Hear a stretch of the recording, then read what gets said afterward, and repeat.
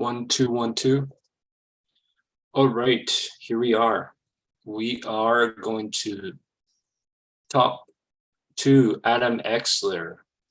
My name is Patricio Maya, and I am here to interview the musician, songwriter, overall artist, among other things, Adam Exler, to whom we're going to talk about his music career, his influences, and his future in the music industry as an independent artist who has been around for a while, but who still has a lot to give. In particular, songs that he has been working on. So we're going to get to know him as an artist, as a person, and as a creator. In doing so, we are going to get to know his music, and we are going to talk about the creative process. So before he comes and talk to us, well, there he is, Adam Exler, everybody. So Adam, we are live here on YouTube, and also we are live showing the interview. We're going to show the interview to students at MI, Musicians Institute. And cool. First of all, welcome, and thank you very much for agreeing to interview. Oh, my pleasure. For the interview, yeah. So let me tell our viewers a little bit about who you are. So I'm gonna just pick a few biographical facts that I think people will find interesting. Okay, so first of all, where is this? Okay, first of all, Adam, you are a musician. I think that's how you define yourself, singer-songwriter. Yeah, singer-songwriter, I guess, music artist versus musician. I guess growing up, I always felt like being like a creative force, and so I kind of write all my own songs and music and lyrics.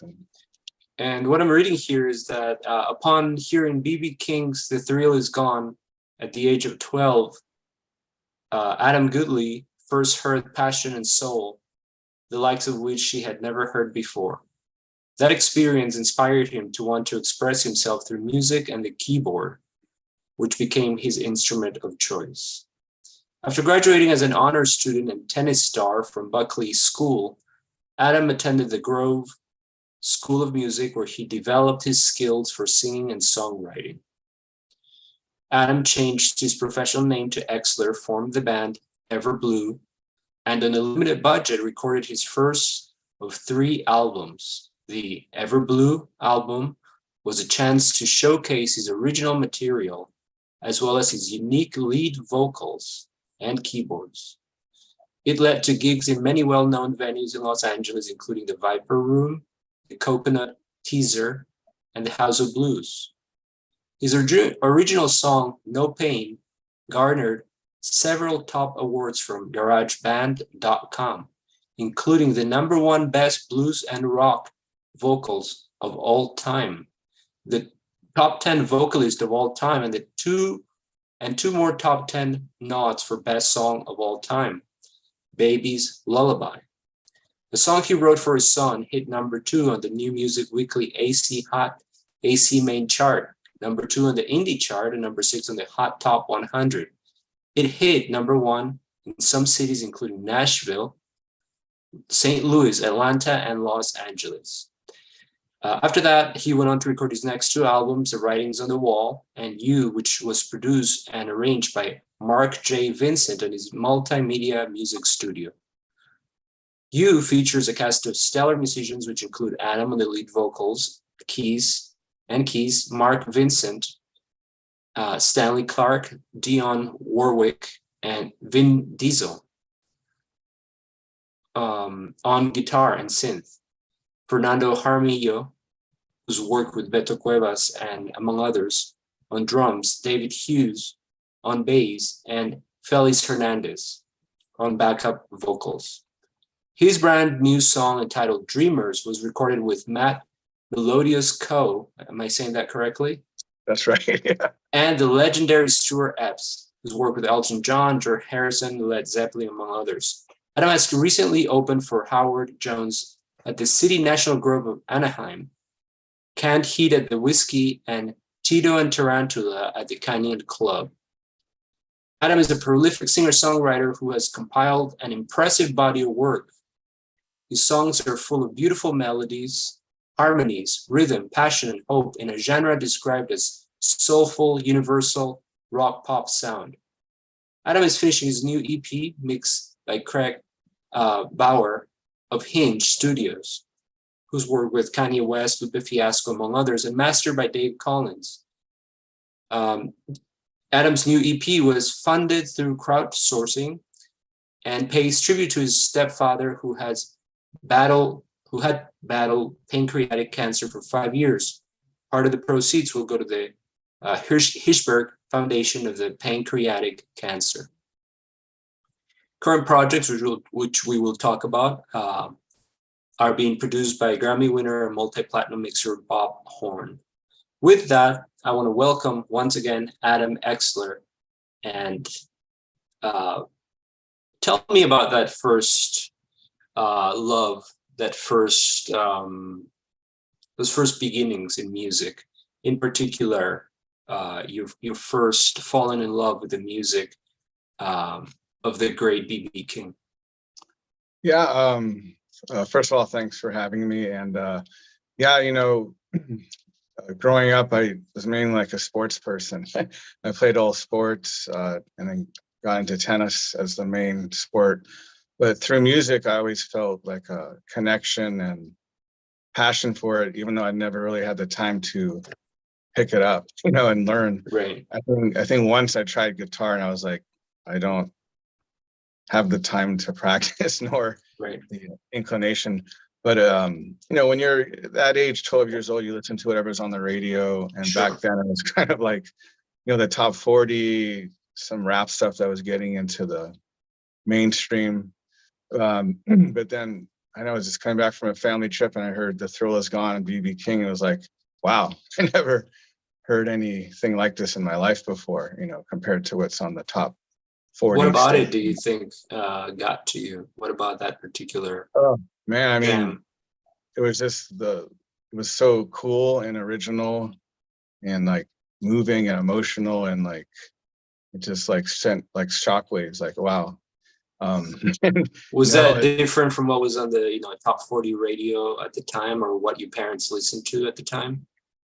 Oh, it's so different. I mean, back then you're listening to like, you know, top 40 back then, and you know, some rap stuff, and it's kind of in that genre blending thing. And then when you hear blues or something that's completely different, and especially Thrill Is Gone, which is like a classic, it was like, wow, this is like, you know, not only can he sing better than anyone I've heard, but the guitar playing and the emotion he can play with just one note is like spans 100 notes of someone just riffing.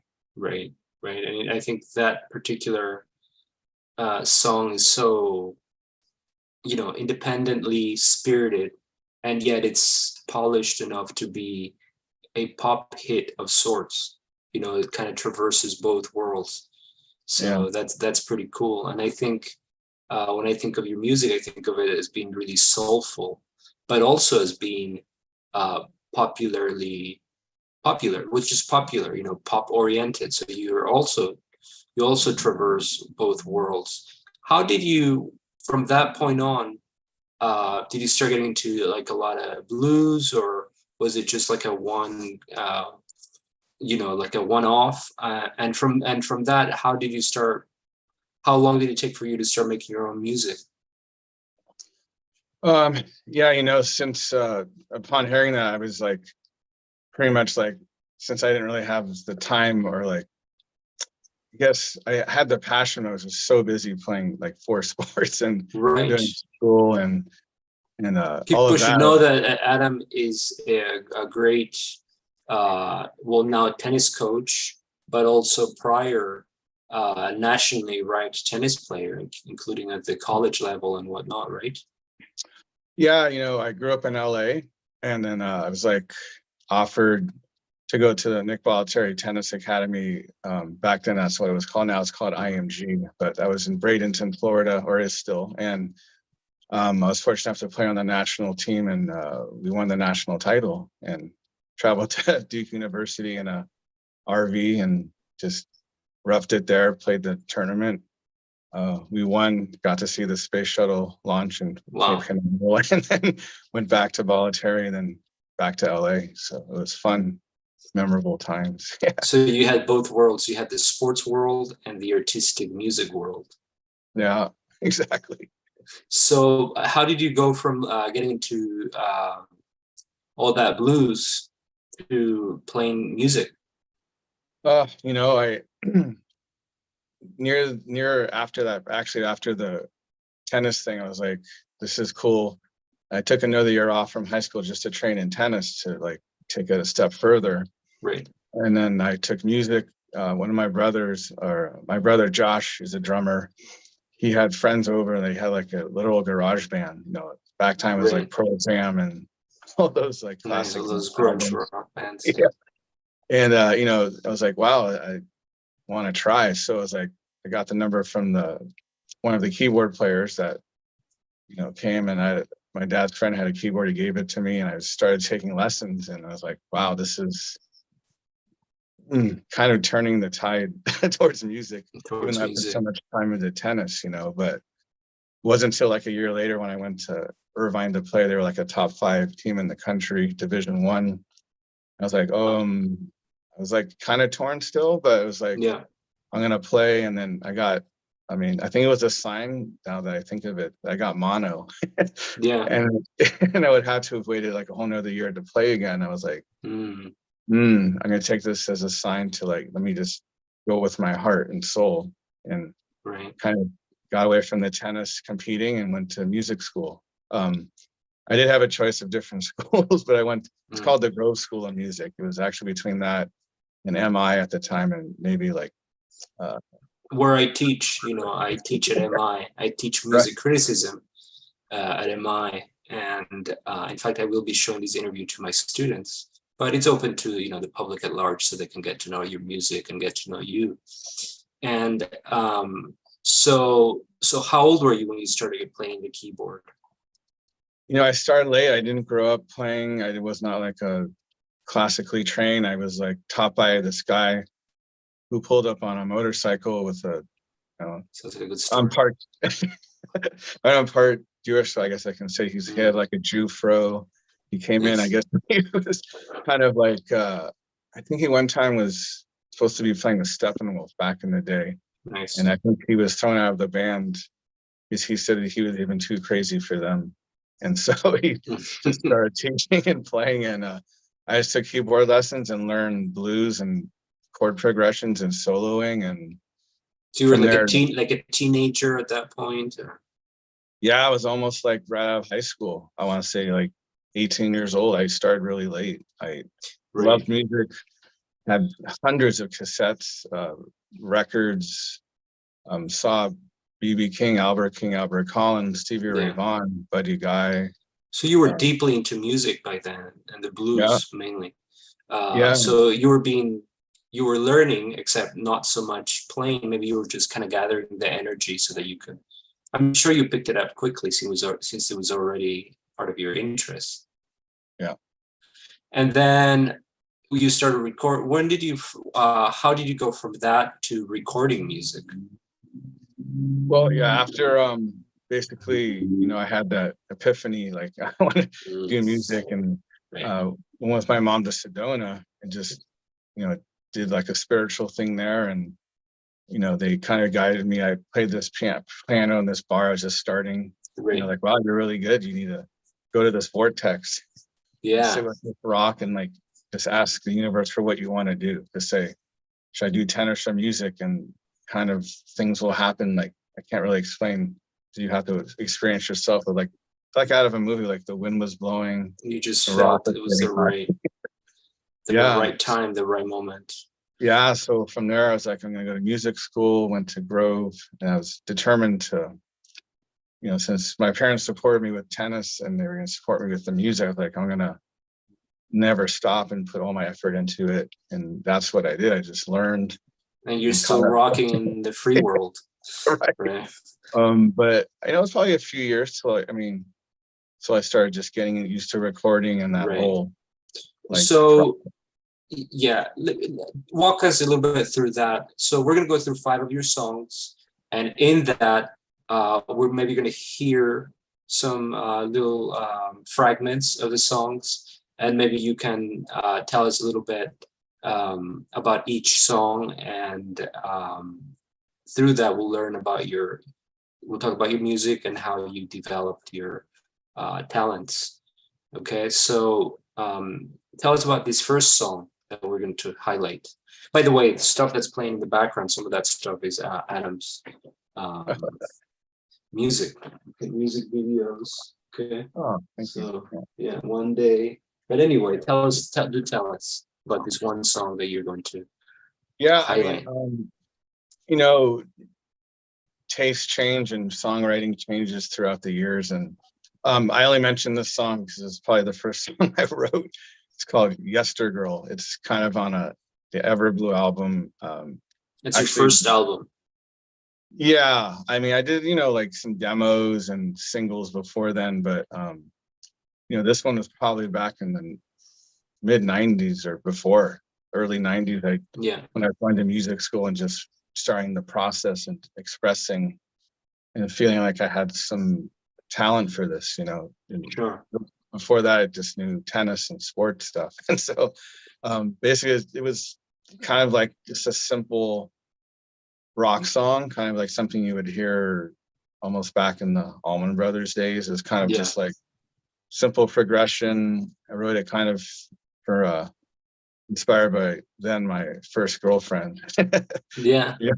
And so it's kind of like between that and like something you would see on like a Miller or Budweiser commercial when the people pull through like a town, and it's kind of like Where did you record this? well, the official recording where I did it was actually Travis Dickinson. He's famous for recording like Buckethead and some other artists. Yeah. But he really liked the music, and I had like a backer, and we did a full-on CD, old-fashioned way band. I met up with a great bunch of guys who liked what I did, and they were a cover band, and a friend referred me to them, and we just rehearsed In Los Angeles. Los Angeles. Yeah. Great. Let's see if we can. Is that on any of the platforms, Amazon Music or? It's probably on. It could be on Spotify. Okay, so we're gonna skip that one. But Yeah. what was the name of that one song again? That was called Yestergirl. Yestergirl. Okay, so we're learning about Adam's first steps in the world of music, Yeah. and tell us about that second song that you're going to highlight. Yeah, you know what? I mean, a lot of them throughout the years were everything I write is just like almost for what genuinely comes through me. I don't try to like, oh, I'm gonna write a song because Elton John did it this way or Lady Gaga did it this way. So I kind of like kind of go through feelings and kind of feel out from my theory from music school, but just just tinker around on the keyboard until I feel something. Is that still your main instrument to date? Yeah. So even though like guitar is my like favorite, and I still listen to like, David Gilmour, Steve Vai, all these people who are like amazing, and mixed in with the blues and all that stuff. And, Eddie Van Halen, I mean, everything, like I listen to all music, but the keyboard is the one that stuck with me, and I could actually feel and see the shapes and hear the sounds and just be guided to play and write. And so one of the songs, like, I mean, I'll go with the recent one. I mean, since it's kind of in the background, but one day that song in the background, yeah, I see you. Yeah. You're rapping there, are you? Yeah, you know what? This is actually the kid that's lip syncing to Penn Frank, who's a great friend and rapper. He's Bob Horn's one of his disciples, and he brought him into the studio, and he heard the track and was like, "Yeah, let me write a verse for this." So, and I see you're wearing like a Lakers jersey there. This is kind of like the directors who heard the song, they were like, "This is around the time the tragedy happened with Kobe." And being from LA, lifelong Lakers and sports fan, it was just like a perfect fit to get Kobe kind of like inspiration. So we And had this you idea. made a video for that one, or which one? Yeah, yeah. That video is on Instagram and YouTube. And Let's listen to a little bit of it, if you don't mind. sure. What's Yeah, the actually, let me pull it up. yeah. That's called One Day. Yeah. One Day. Okay. Basically, it's a very So inspirational song about like kind of like I wrote it kind of like walking, like kind of like what could I walk to and be right. inspired by. Now, were you thinking of Kobe, and or was that added later as a kind of, because Um, is Both, it, that was yeah, inspired by any of the people who I was inspired by, even though I didn't play basketball anywhere near that level, but right. just the Mamba mentality, the whole Lakers I watched religiously with Shaq and Kobe, and just he always just inspired what I did. So, you know, the video was after that, like an afterthought Yeah. for in my mind, but definitely inspired when I wrote who inspired me to like, the lyrics and the beat and the cadence and all that, the story of the song.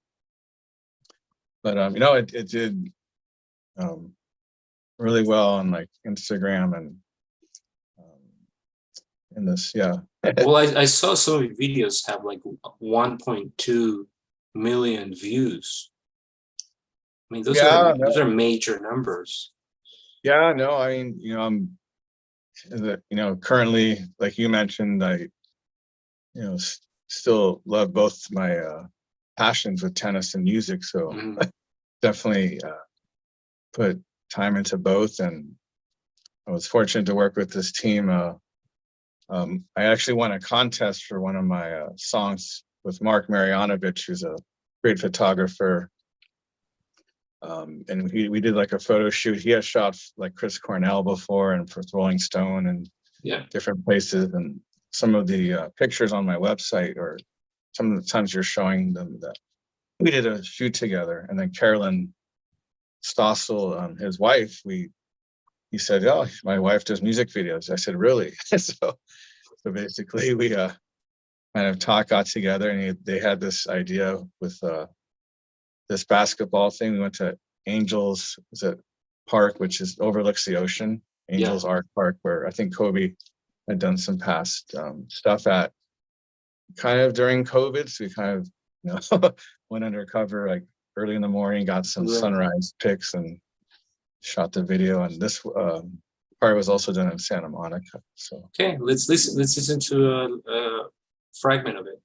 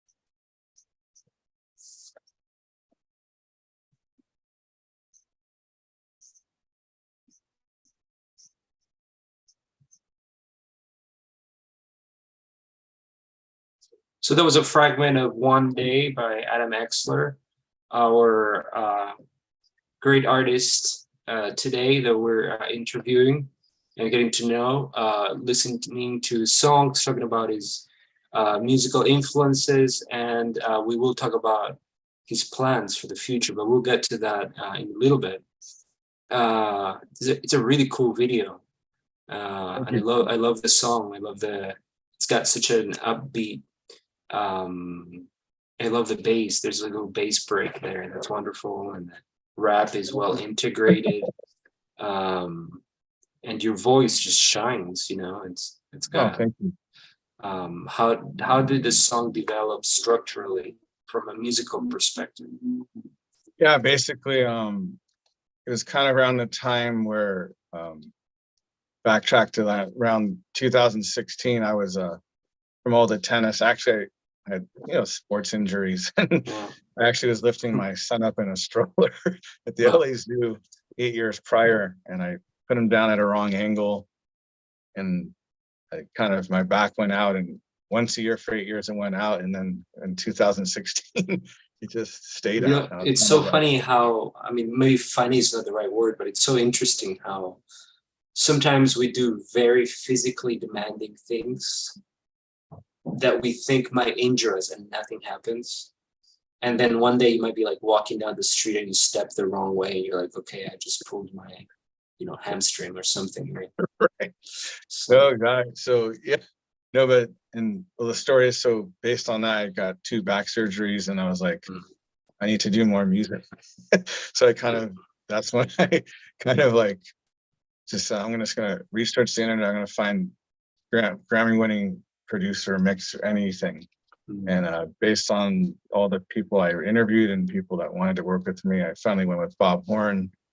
And so basically I was like doing my rehab and walking and trying to feel like something inspirational to get back into the positivity, because when you're injured and like recovering with back stuff, you can't do much. You're like kind of depressed. And I was like, I'm going to get back. So I kind of wrote One Day based on like a recovery and inspirational song for people to, feel inspired by it, and if they have their own troubles in life. It's very upbeat, very inspirational. And how about the hip hop element in it? How did you integrate that? Is that something you integrate into your music generally? You know what? Even the BB King era back in that, I always liked rap, and I didn't get into it myself to try it as an artist, but I always respected how people could write and rhyme and flow and be different. Like who do you like in the rap world? Oh, I always liked Eminem, even though that was kind of, but that's super fast, lyrical, yeah, machine gun style. Yeah, 8 Mile, the rap battles, I always watch even now, just to like watch how he can like just create off the cuff and be so original. Yeah. Back then we're talking about like Eric B and Rakim, which is like back in the day. And then back then was also like they had comedy stuff like the Fat Boys and Houdini and just different bands, rap artists. But but I was like, well, seems like maybe if I can mix my music with Bob Horn, who definitely is that type of artist, producer and mixer. He's mixed like Lupe Fiasco, and he's worked with different top artists, like BTS, Kelly Clarkson, all these different amalgam of artists. I was like, well, if he has a lot of these artists, maybe I'll see if I can write something that mixes that in. So I was like, okay, let me see if he has someone that can add a verse, in the bridge, and it worked out. So worked out. I hear it's almost like a kind of Red Hot Chili Peppers influence there. Maybe you weren't thinking that way, but I hear it's a sunny Californian kind of style that it's funky also at the same time. Oh yeah, love that group, the Chili Peppers. And Bob Horn, as I just keep mentioning him, is he's like a one-man wrecking crew. He plays bass. He went to Berkeley School of Music, but he plays bass, guitar, keyboards, mixes, sequences, drums. He's like just handed over my music, and we worked on it. He just came up with all these tracks and made it easy for me to lay the vocals and and my ideas, and he just ran with them and made the space for the rap and all that stuff. Yeah, I want to talk to you about your vocals in a little bit, but as we see another video in the background, which is probably one of my favorite ones, if not my favorite one of yours. And that one has a lot of views on YouTube, and also a lot of plays on all the platforms. So that was a big success, wasn't it? Yeah, Language of Love. That's actually the first song I did with Bob. Okay. And so basically, through a friend, an artist that Bob actually won the Grammy for, Beto Cuevas. I was like, sure, that's a Hispanic rocker from Chile. Yeah, exactly. Yeah, he started with Lele, and he kind of became solo, and he goes back and forth between solo and Lele. Kind of like my girlfriend, I guess, good friends with the Beto and his wife or ex-wife now, and I was like, okay, so I'm weighing these producers and who to work with, and right. Not only is Bob and local, but we have a common person, and as a friend, I was like, okay, this is a sign. So you might have picked a different song for your third song, but I think we're gonna. Is Language of Love? Did you pick that as one of your 5 songs? Yeah, no, I did, definitely was the first song I did with Bob, and I think I kind of said I'm going to write a song. I actually wrote this song because of Bob, not like saying, oh, he won the Grammy with the Latin artist. I'm going to kind of put my songwriting mixed in with kind of like a flavor that could be like somewhat Latin rock, and then again the rap element with in the bridge as well, kind of like a playful rap. So do you mind if we hear and see a little snippet? Oh, cool, of course. A little fragment? Okay, let's check it out. So I hope that's okay in terms of the rights. I mean, it's your songs, so I don't think. Sure. Yeah. Right? Okay, so here we go. Language of Love. We're gonna see it. We're gonna check it out. I can figure it out. Here we go. Language of Love.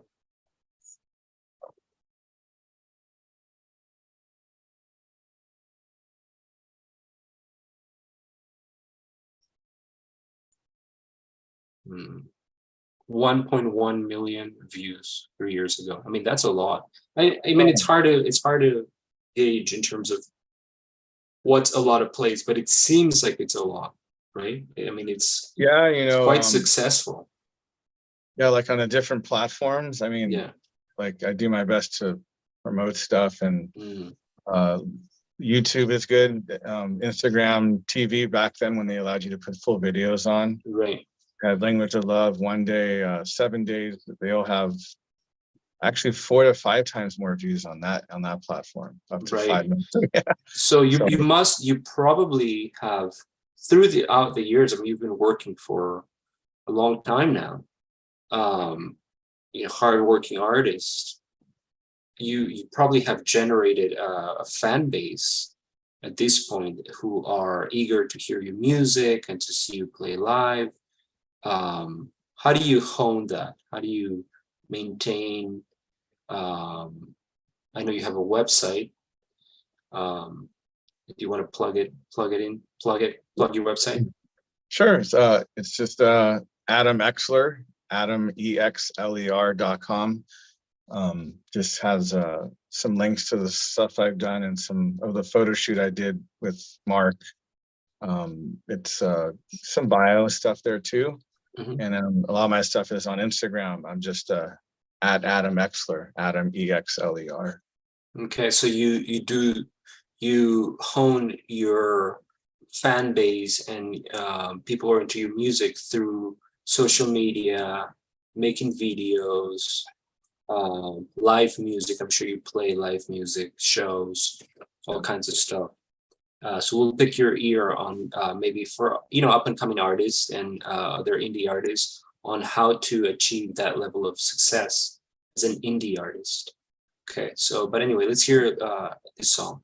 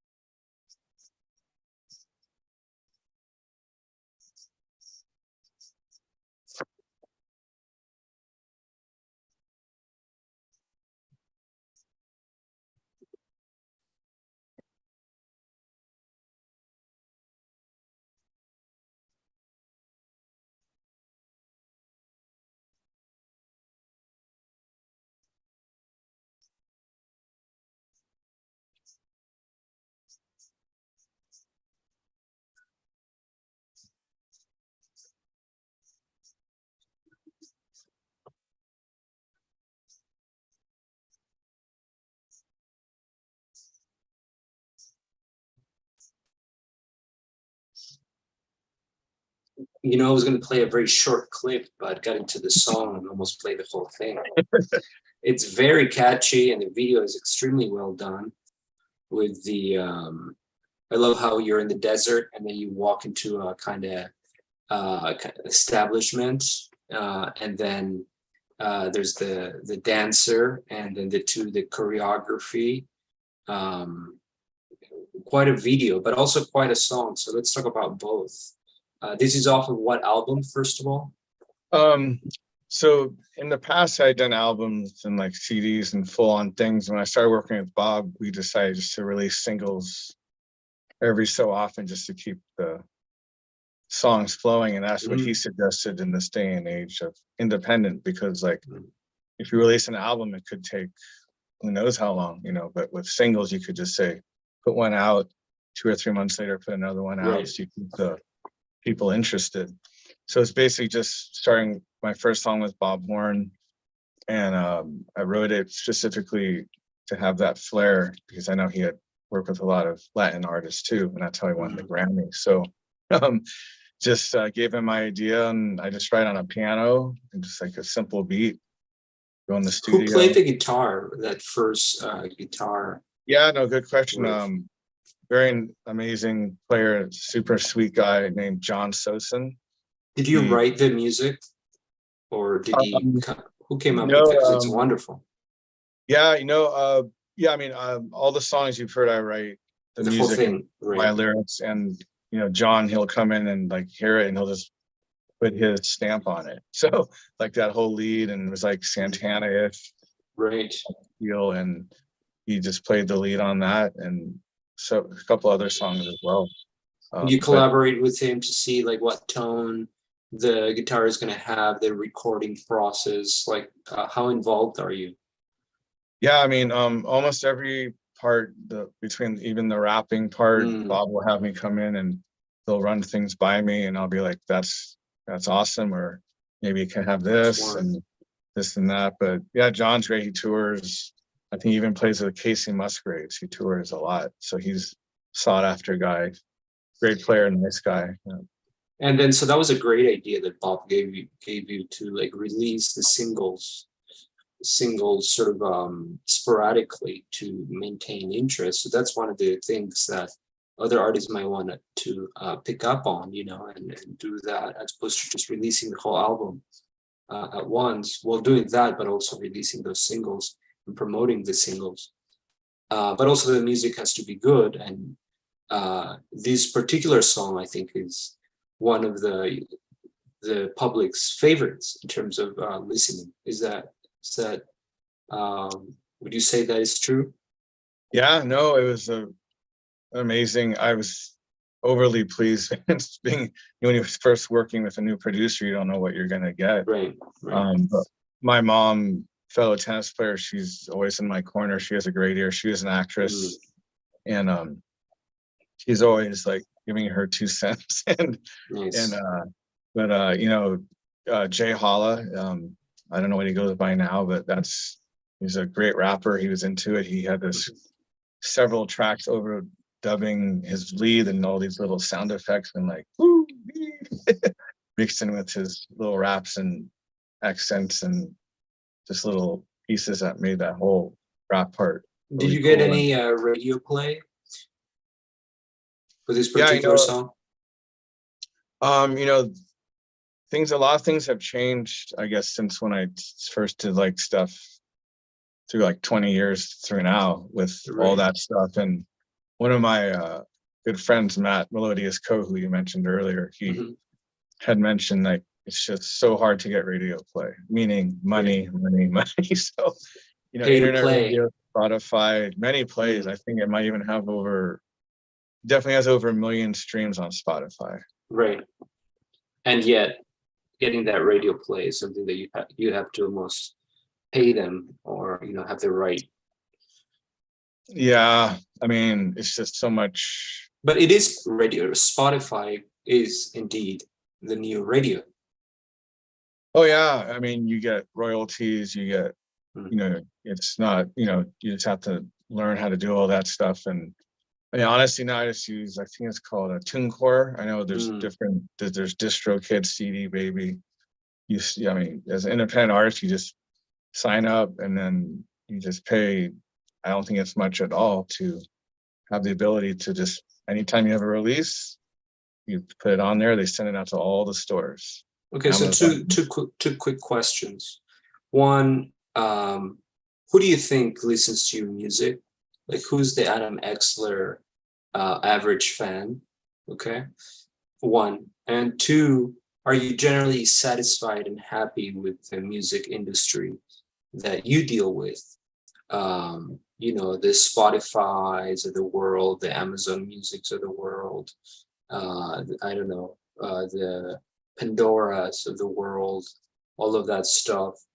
So yeah, those are the two questions. Yeah, as far as the industry, I mean, I think just because I traverse like different eras, I would say back then your whole goal was to get a record deal. Like if you didn't have a record deal, you couldn't access the Bob Horns or different people of that ilk. You could find little people like studios to do demos, but nothing that sounded like, stuff. Now with all the, streaming and huge bands also release online. I think one of the first ones was Radiohead. That actually just released albums online. And I think going back to those days, Pearl Jam, I think they did a lot of things where they would release different shows, different concerts to get around the powers that be, Oh yeah, I mean, if you look at, things are all over the internet from past artists. Prince, he's saying like how he was tied down to the record companies and had to change his name so he could get his creative force out. You can't, it's hard as an artist to be forced to do what other people want you to do. So a lot of people have gone from like, I need a record deal, and they basically have horror stories. They take all the money up front first. Right.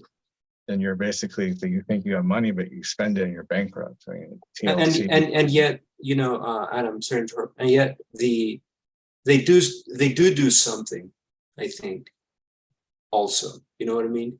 like they give you that platform, they can advertise, they have a whole kind of machinery that, you know, one can rely upon. So is that hard to create your own platform? Back to connect like the last thought Mm, with now that almost anyone can access top people. A lot of people are right, independent now. Like when they're, so the good thing about internet and the whole music system now is that you don't need a record company. You don't need, right. to use their services for promotion. You can do your own stuff. And, obviously, I don't think anyone has that power that they Mm. do, especially radio or to get funding tours and, political things, billboards and ads pops and all that. You can do it to some extent, but it's never, I don't think you can match that. But not too long ago, the first independent artist, I think, to win a Grammy, the name, I don't know why it just left my mind, but the rapper, Chance the Rapper, right? Oh, Chance the Rapper. Okay. Yeah, I think he was the first like totally independent artist to win a Grammy. Like he didn't, have the pushing of a big company to get his name Right. out there. And that gave hope, but definitely almost anyone can get their stuff out there. It's just I suggest, I mean, you have to make it the best you can because I mean, you're doing something right, both musically and on the marketing end, to get, you know, 3 million views, whatever, 4 million views, 1 million views, you know, listens. So there's something that you're doing right at the marketing level and at the kind of technological level. Um, Definitely. And, you know, we're going to try to explore that. Or you're working with professionals, you know, of the top, the best of the best, right? oh yeah. You're maintaining a foot in the indie world, with you're giving chances to filmmakers to make your videos and work with you. And, you know, I think, well, you can tell me. Oh yeah, definitely. I mean, throughout the years, you kind of work your way up to have the confidence and the songs. And when you first start, your songs are like 7 minutes long because you're like Right. just throwing everything into the And kitchen sink. every song is a Pink Floyd. Right. Yeah. All right, Right. this is the end and the door. But and as you craft and say, okay, this is where the intro can only be this long. The Right. verse has to hit the pre-chorus at this time, then it has to hit the chorus, and then you have the bridge if it has one, and you just kind of just start getting your ideas So and you're heart. attuned to the structures of the pop world. Yeah, I mean that's kind of where even though blues is my favorite and I'll just jam out, I just felt, to me, there was no future in that, only because like you would have to be like the people who I put on a pedestal, I would never be able to reach that. I felt creatively I could just write songs really well, as good as almost anyone in my mind. But I don't think I could ever play the piano or the guitar as well as like Steve Ray Vaughan. Well, I mean, you have your strengths, you know, and you're just like in sports, you know, not everybody's going to be able to serve. Like who has the best serve in tennis? Probably Nick Kyrgios. He's on fire. Right. Taylor Swift. Nobody has to. Not everybody can serve like that. Not everybody's as tall. You know, some people are shorter, and so they have to work their strengths. And Right. you know, so I think it's the same way in music, right? Oh yeah, no doubt. I mean, if you're an artist, you should just see what you feel is your strength and like just perfect it and just. I mean, it's the same thing you hear about everyone. You have to fail so many times. You get Right. rejected. Yeah, and I think well, I mean, this comes from the writing world, you know, but I think you got to know what you got to dare to put your stuff out there, even though you know there are people who are geniuses, who, if you compare yourself to them, you're like, oh my God, what am I doing, right? Right. But even so, they're there. Releasing one's stuff is like, dare to not be a genius, because that's okay. And maybe somebody will find a genius, you know, in it. And certainly a lot of people are listening to your genius, to your genie, you know. So who's your fans? Who are your fans? I mean, over it's really a big spread. I mean, I've had people come up to me who are like in high school, junior high, who really Mhm. like the music. I've had people who are in like my mom's age, Yeah. like I've had, people, it's just a big, you know, I guess, I don't know. It's a weird thing because I don't purposely say I'm going to write this song for this Right. age group. I just try to write what's genuine, and between Bob and we try to make the production kind of current sounding. So the way the instrumentation is, but with my songs at the core. And And what's your style? What's your style? What's your genre? right now it's right in the rock pop alternative. Um, I don't know what they call anymore, adult contemporary. Hmm. Yeah, it's definitely songs with a story. Some of them have stories, a message. Some of them are kind of just like different emotions that I feel at the time. Let's highlight another song. What Sure. what should we listen to? Another song, I'm just trying to think, you know, there's songs I can just talk about that may not be easily accessible versus the songs that you might be able to So, find. so I wanted to talk about, there's a song where you're playing the piano, like that has just millions of views online, I think. Do you know what I'm talking about? You're playing Um, a white piano, I uh, think. yeah, I don't know. I know what you're talking about. That was just like a small behind the scenes video we were just trying to do for a song called Dreamers, which is another song I'm working on a new version of. But most of the people I've worked with, like Bob and some other artists, I wish it were done, but it's almost done. We're working on it in the studio. So I But wanna, if you do you mind if we take a little listen to that and tell yeah, us? Yeah. Okay, I great. mean, from what I remember, it was just like almost like I was just warming up. I don't know if it was. Yeah, but you know, it's the whole. Let's just Yeah, check it out. yeah, Just if you can find it. Yeah. yeah, yeah. There it is. Uh, okay. Yeah. Yeah, I think it was just like what's the right word? It was like we're just trying to do a small video, and they wanted me just to ramble through stuff just to get a sound check or a lighting check. Um, but that song, that's definitely one of the songs I remember writing, one of my first ones. And I was like trying to think of a mix between like, it's definitely a song of hope and like, not desperation, but kind of like looking at, like if someone looked at Earth from like Mm. space, like kind of like Space Oddity meets, I don't know, like It's a Elton John. beautiful piano, by the way, man. Yeah, I was working with a great um, musician named um, Mark, and he basically, unfortunately, he moved to Florida. Mm. So we worked in a studio for a while on these, songs, and this was his piano that he had in the studio. Okay, let's listen to it.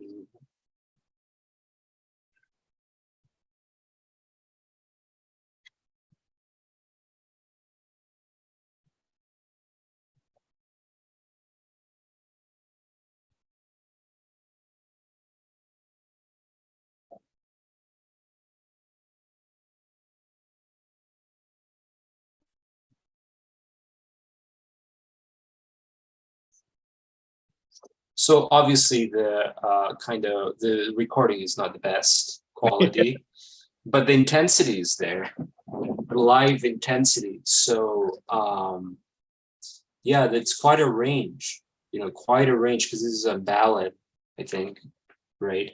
With the piano. And how do you describe yourself as a live artist? What's your tell us about like your experiences playing live, and what do people react to? Where have you played, and what's your style? Just anything in general about live music.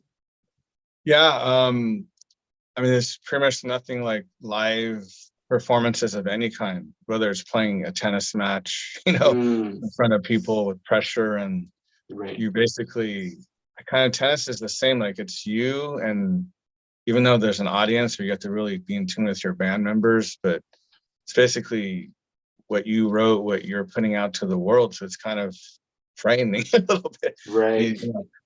Yeah. So it's not like cover music where you're like, oh, I'm gonna do a cover of like Pearl Jam Right. Black, which I've done Right. and stuff. But um, You know, but like, and also it can either make or break you, you know, live, because sometimes when you're seen by people, it can bring the best out in you, some stuff that you didn't even know, if you get uninhibited and just perform, literally perform, right? But if you let it weigh you down, or if you get too self-conscious, it can be detrimental. You know, I've seen it in the sports world when teams choke, you know, uh, but in the music world as well. oh, for sure. I mean, I kind of have like, especially I remember when you first start, it's just you and just like a little, you have the piano, it's just you, and you're just trying to get even used to being in front of someone to hear you. And like, what are they thinking? What do you do? Are you gonna forget the lyrics? Are you playing the chord wrong? Are you out of time? So you kind of have to like almost do that so much in that on your own, that when you get to that moment of performance, it's just, you kind of take a deep breath, get into your zone, and you just ride it. And you have to kind of, I remember doing the City National Grove in Anaheim, which was like the first kind of big place. It's a national touring place. We opened for Howard Jones, who's had a couple #1 songs in the 80s and had a big band, eight person band. I think there's some footage Right. online, but it's like the first time where you're like, you hear your name being announced and you come out from behind the stage from Mm. darkness into like lights, and it's like you can't even see the audience. It's like, okay, I guess this is kind of like when I wrote One Day after that. It was like, Mm. one day you'll see my name in lights. And Mm. so it's kind of like, you kind of made it to a certain point that you're now not the person looking at the artist that you want, that you were inspired by. Now people are actually coming to see you on a stage, that it's like where BB King performed and other people that you grew up liking. And so, Have you played outside of California? most of this stuff has been local, like House of Blues, the Grove I mentioned, Mm. Coconut Teaser, just different places up and down Hollywood, LA, the Whiskey, just stuff to hone your So craft. this And is a good opportunity for any venues who might want to host Adam. Uh, send him an email, and he, as you can tell, he's the guy to go to for inspirational, bright music of a little bit of blues, a little bit of rock and roll, and a whole lot of creativity. Adam, tell us about another song that we should listen to, or that you would like to talk about. yeah, I like to, the songs that you might have, up there are songs that I guess would be easy for the audience to like check Yeah, out. I just, there were a couple that I wrote that aren't, you probably can't find. I just like to just touch upon them. sure. You know, which is another thing, through life, you think you have a path. Mm. Like, oh, I'm gonna be this, and then life happens in between that, and you kind of roll with that. So during that time, I was married, and everything was cool for a while, and had a son, and his name was Jackson. And Mm. I wrote, I wrote a couple of songs that were really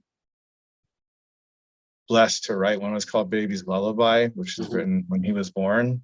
Mm. And then it was really positive and like life-changing event. Yeah. And sadly, I wrote a song when I decided to, we got divorced and separated and all that. Right. And that song was called Butterfly, which I wrote almost as if I was leaving him a note of things to like, that he can still be whatever he wants, even though I'm not there all the time. It's kind So of it's like, so music is kind of biographical, sort of post notes, like a little, um, how do you say, little signs, road signs throughout your life. It's a great way of thinking about music, because you're an artist. you go throughout your whole life, and then different songs speak to different biographical events. Oh, exactly. Sailing is another song which we're working on a new version of. I wrote for my mom and my stepfather, Mitch, who, is just encouraged me with his 5 years with pancreatic cancer, and sadly he passed. But just that whole dynamic between them, I wrote a duet called Sailing, which is like a call and answer, real life kind of like thing that they experienced that I expressed through lyric and words. And is that something that we can access, you think? It might be available. I don't know. It's definitely, there's not a video for it. Okay. But I'm happy people can find it. I think if they search for it online, it's called Sailing. Sailing. Yeah, not the Christopher Cross. Right. Yeah. I can see that right on. But if okay, it's we'll not there, we'll let people look for it.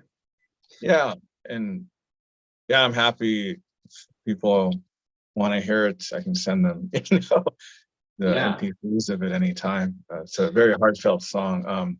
As far as songs that are out, like that you can actually pull up right away, the latest song I did was called Inside. Okay. That's also on YouTube. Is there a video for it? Yeah. There is. Yes, the last one I did it during the summer. The same team, Mark Marianovich and Carolyn Stossel. Okay, so let's listen to Inside. And so that this was done in the summer.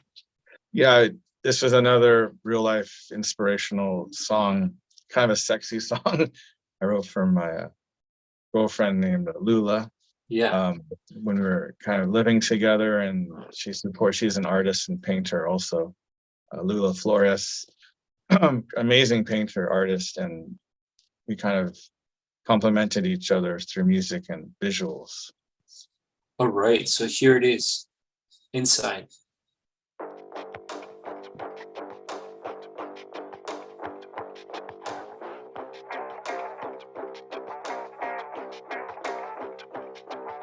The way that you walk, I said, the way that you talk, you take me to a place in time, making me wish I was deep inside. The sensual clothes you wear make me have to stop and stare.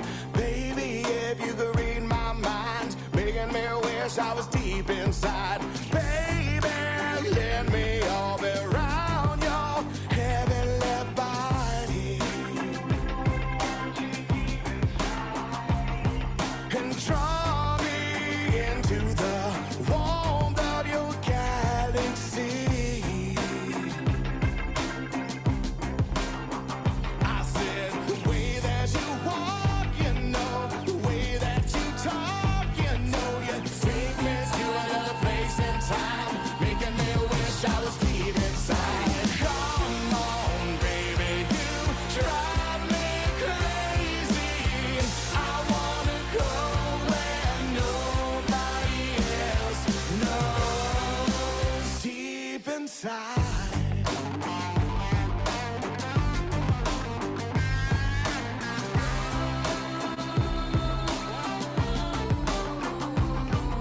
The scent of you fills the air. The way that you tease your hair simply drives me out of my mind, making me wish I was deep inside. The way that you move your hips, the way that you lick your lips, racy images invade my mind, making me wish I was deep inside. Tracing your space, void on the surface. Nobody knows where it goes, and it's perfect. Jacques Cousteau, no need for resurgence. You and me, baby, believe in the purpose. Driving me crazy, I stay for the mileage. Knowledge of infinite days on the island, entwined in your energy. Finding our chemistry is fine if you into me. Now time for some synergy. Babe.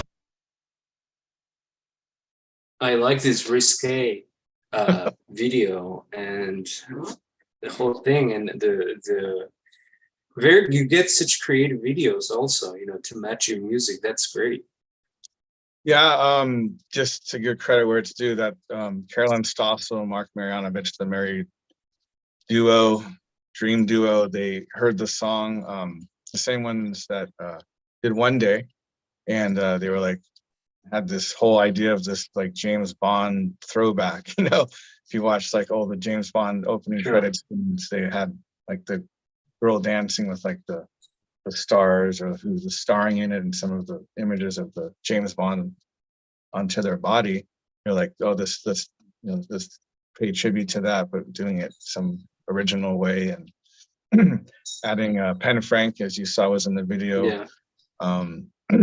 Monica Moscato lended her talents as a great dancer and friend, and yeah, we did it. I think I was awake. I think I always tell people 40 hours straight. That's like, it's very intense. yeah. But something great came out of that. Well, Adam, it's been a pleasure having you and walking through your different highlights of your musical career. But before we let you go, I want to ask you two questions. One of them, whether there's something about tennis that bleeds into the world of music or influences the world of music, or something from the world of music and art that informs tennis, and the other way around. That's one question. And the other question is, what does the future hold for Adam Exler, musically speaking? No, great question. If any of you are tennis fans and you watch any of the tennis documentaries or knows tennis players, there are several tennis players, icons, that are guitar players or just love music. It kind of, I don't know, goes hand in hand in a way, like John McEnroe, the Bryan twins, the best doubles team in history. They're musicians. They have a band. I think Mats Wilander, a lot of the greats have dabbled in both. Even in other sports, right? Like how many basketball players are also rappers? Like Dame Lillard, Shaq did his hand in, Yeah. acting and music, and so definitely it just helps you kind of like use both parts of your mind, and like the sports and the just releasing energy and then putting that into music.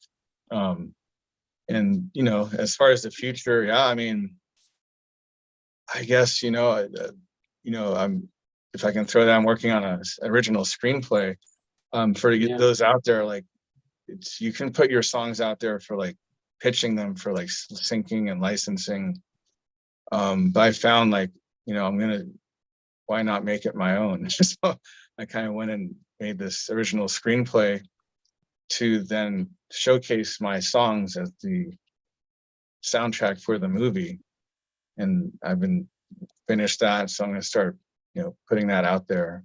Great. Beginning of next year. So Very, very multi-talented Adam Exler here. I want to thank you again for being with us, and I want to encourage everybody to go and check out Adam's music and videos, songs, and soon perhaps a movie. And the one thing that impressed me from all that you have said is how 2 times that you have been injured, that has taken you back to the world of music. From the time you were a kid and then later on in life. So that's great, because from every injury you fall back into the world of music. So that I'll leave you with that message, that there's always the other side of the coin. Yeah. If I have time, just because I like to shout out to people who helped me along the way, but the Language of Love video just was another directing team. Q Burdett, Mimi Michaela organized all those dancers, choreographed everything. We were in the desert. I think it was 110 degrees. That was no sound stage. We just went like kind of near where the Kill Bill church was, and just went out there. There was no makeup. It was all sweating. That was no fake. It was all. Well, I thought all of that was makeup, or done by a great makeup artist, but it was real. It was real, everybody. Thank you, Adam. And do tell us one last time where people can find you or your music. Yeah, Adam Exler, adamexler.com, Instagram. I'm blessed for everyone who's watched my videos and followed me. I think right now, somewhere around the 700,000 mark Yeah, on wow. followers on Instagram. And it's just work and persistence. If you love it, it's not work, and you just have to keep at it. And I think my goal is to become the oldest, best new artist in history. There you go. We'll be looking out for that goal, and I'm sure you'll achieve it. Take care, Adam.